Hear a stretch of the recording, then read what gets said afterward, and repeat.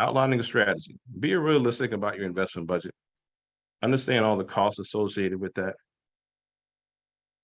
Assess your access to capital, meaning you need to look around and see, and I'll teach you where that's at, because I want to find out if you had to go find $200,000 today, where would you go? Like, do you know of any hard money lenders? Do you know people that are in the real estate game that you can buddy up with and say, hey, I want to learn how to find a good deal. I'm learning how to find a good deal. Who's your lender? What are their terms? How do you get in? How do you get out?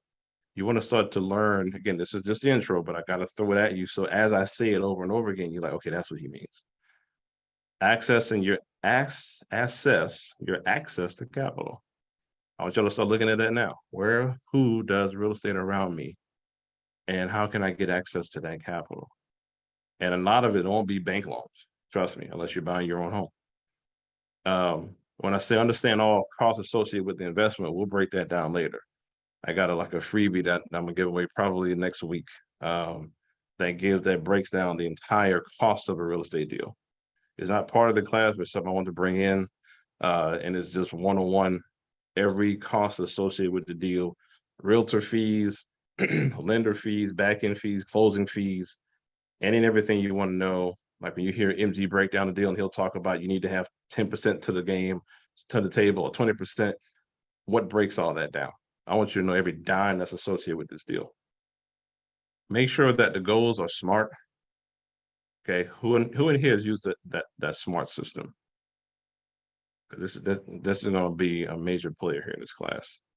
For example, purchase a rental property within 6 months with a target monthly cash flow of $1,000. Okay, you want to be able to have a deal and know, okay, I'm gonna purchase this property today, right? With a target monthly cash flow of $1,000. If your monthly cash flow is $1,000, where's that $1,000 going?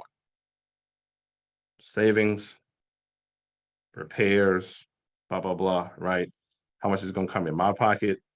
I don't put money in my pocket. I put money in my pocket at closing. That's it. Everything else I'll allocate to something else at the end of a quarter, end of 6 months. I'll see what's net left over, meaning what's really bottom line net over, then I can take something home. Other than that, I'm reinvesting that into another property. Okay, that's how I'm growing the portfolio. Yes, capital expenditures, love it, love it. I'm kind of going through the chat, love it. And y'all active in here. I really hope this is working. How to approach those comments. Oh yeah, I will. Okay, cool. I appreciate the chat too. I just want to kind of flow through it.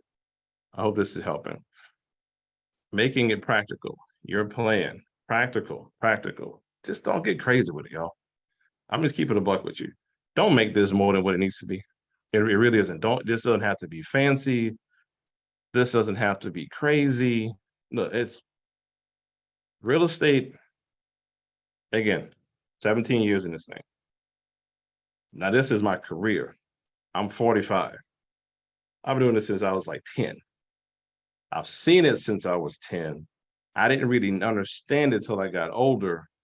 And then again, I went to LSU. So I'm around those folks and us.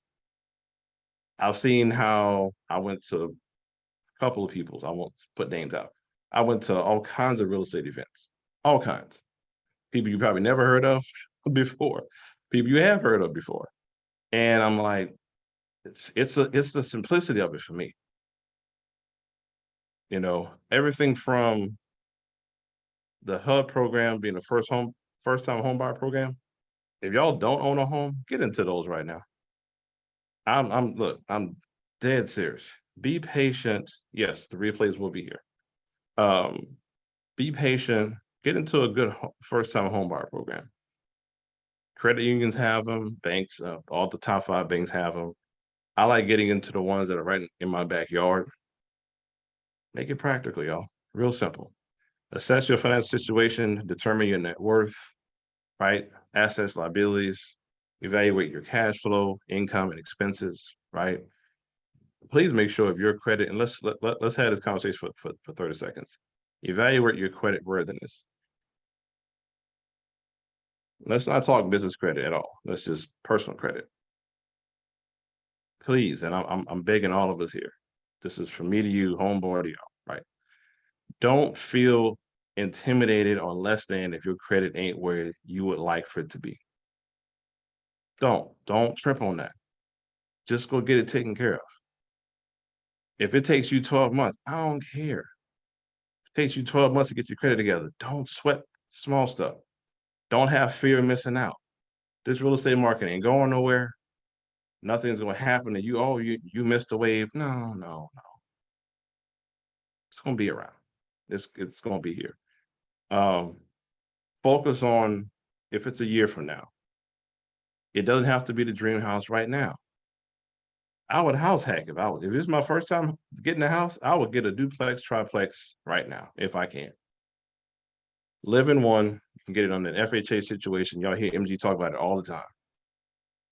House hack, stay in that bad boy for 12 months, flip it back out to somebody else. Now you got a 2, 3, or 4 situation that's in your name.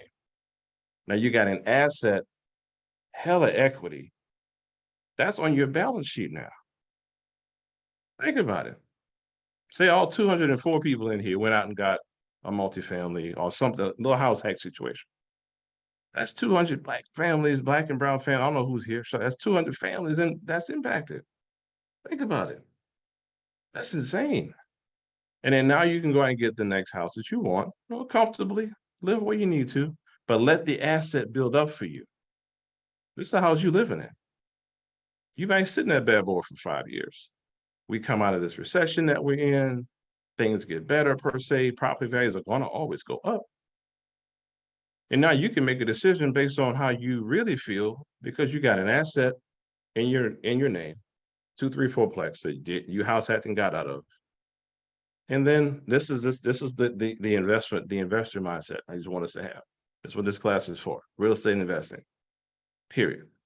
The house I'm in right now, we're about to get out of and build my wife her house. It took me a minute for that. I mean, that's wifey though. She get what she want. But is this things that I've been doing to get to that point? There's things I've been doing for that point. And remember, I lived in my car for a minute. I'll do it again if I had to. Trust me. So investor mindset. Having an asset with if everyone here had $50,000 to $100,000 in equity you can tap into, it makes your life a lot. It makes your choices different when you move. Consider your investment goals. Before you can consider your goals, let's have them. Let's really, as this class begins, right? And we're about 40 minutes into this thing. I want us to have some goals. So Thursday, I want y'all to come in here and let me know what your goals are. Right? What are they? Today is today, right? It's Tuesday. What are those goals going to be? And don't think small. I ain't trying to say everybody got to have $1 million. That's not my concern. That's not even, What are your goals though for you? And let's make them attainable. Then we can consider them once we have them. Determine your short, long-term goals, please. The short-term goals will get you to the long-term goals. And the funny thing about short-term goals, having them, every time I've had a long-term goal and I mix my short-term goals in them, my long-term goals end up changing for the better. Determine your timelines, hella important. And evaluate your risk tolerance. Notice that comes up again. Evaluate your risk tolerance.